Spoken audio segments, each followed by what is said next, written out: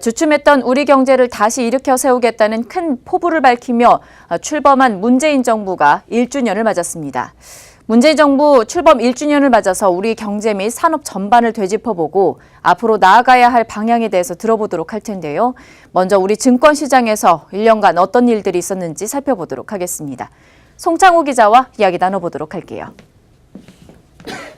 네, 송 기자, 이 코스피와 코스닥 모두 어떻게 보면 양시장 모두 문재인 정부 출범 이후로 가파른 상승세를 좀 보이고 있습니다. 네, 그렇습니다. 네. 문재인 대통령 취임 당시 우리 증권시장은 박스권에 갇혀 있었습니다. 그렇기 때문에 전진도, 그렇다고 특별한 후진도 하지 않는 정체된 모습을 보였습니다. 취임 이후 정치적 불안 요소가 해소되고 경제 성장에 대한 기대감이 나오면서 주가는 빠르게 치고 나갔습니다. 먼저 이경민 대신증권 마켓전략실 팀장의 1년간의 평가 들어보시겠습니다.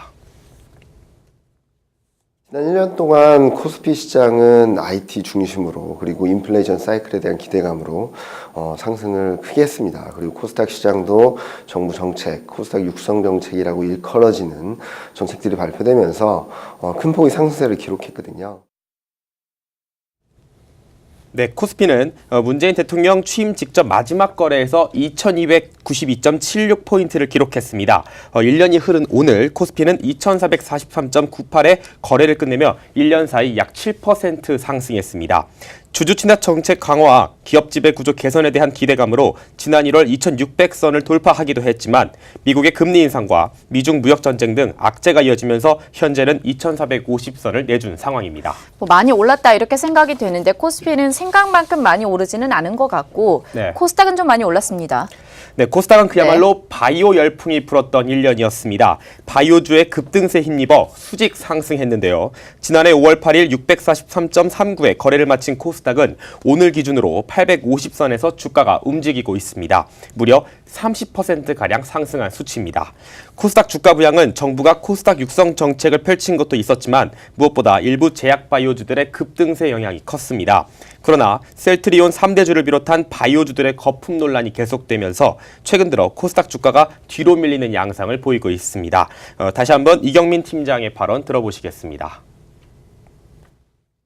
신약 개발에 대한 기대, 그리고 앞으로 어떤 제품이 나올 거란 기대, 임상실험에 대한 기대감들이 주가를 이끌었다고 생각을 하거든요. 제약바이오 업종에 대한 기대감들은 여전히 유효하다고 볼 수 있겠지만 매크로 환경에 대한 변화, 그리고 실적에 대한 신뢰도가 조금은 외부적인 요인으로 인해서 약해지고 있다는 부분들이 아마 고평가 논란을 계속적으로 불러일으키지 않을까라는 생각을 하고 있습니다. 네, 뭐 다양한 시도들이 좀 나오고 있는데 앞으로 주식시장을 위해서도 좀 유효하지 않을까요? 네, 그렇습니다. 네.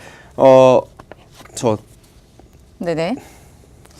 정책 기조에 대해서 좀 살펴보도록 하죠. 네. 정책 기조는 정부가 네. 계속해서 코스닥 정책을 펼치고 있고 활성화되는 양상을 보이고 있는데 무엇보다 정부가 이제 1년을 맞이함에 있어서 다가오면서 증권시장에 악재가 닥친 상황이 앞으로 주식시장을 조금 힘들게 하지 않을까라는 전망이 나오고 있습니다. 네. 무엇보다 삼성증권 사태로 인해 증권사들에 대한 투자자들의 불신이 커졌고 당국의 감시 체계에도 문제가 있는 것 아니냐는 지적이 이어지고 있습니다. 하지만 더 큰 논란은 바로 삼성바이오로직스 회계 위반 의혹입니다. 증권시장 측면에서 봤을 때는 적자 기업 상장에 대해 고민하게 될 것 같은데요.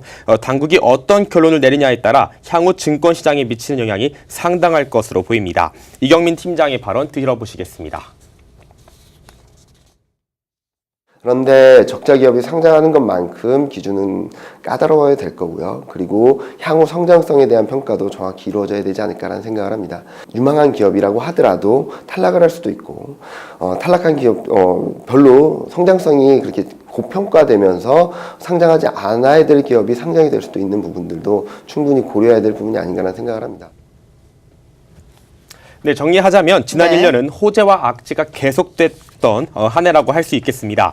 경제 성장이 지난해만 못할 것이란 전망이 나오고 있고 네. 한반도 지정학적 리스크가 완화 추세이긴 하지만 언제든지 급변할 수 있는 상황이기 때문에 앞으로 증권시장은 조금 혼조 양상을 보일 것이란 예상이 지배적입니다. 네, 문재인 정부 1주년입니다. 증권시장 송창호 기자와 함께 정리해봤습니다.